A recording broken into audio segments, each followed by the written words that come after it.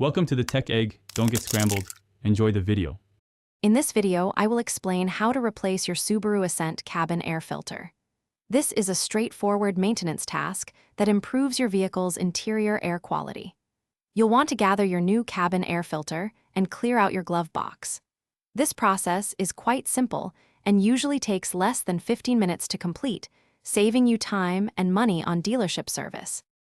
To begin, open your glove box and remove everything inside to give yourself ample working space. Next, locate the small dampener arm on the right side of the glove box and gently unhook it.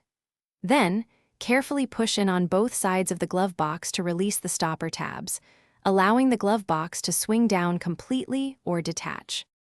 With the glove box out of the way, you will see the rectangular cabin air filter housing. There are usually two clips, one on each side, that you need to pinch or press to release the cover. Once the cover is off, carefully pull out the old, dirty filter. Pay close attention to the airflow arrow on the old filter, as this indicates the correct orientation for the new one.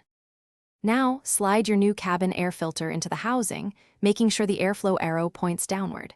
Snap the filter housing cover back into place, then reattach the glove box by aligning its hinges and pushing it back up until the side stops engage.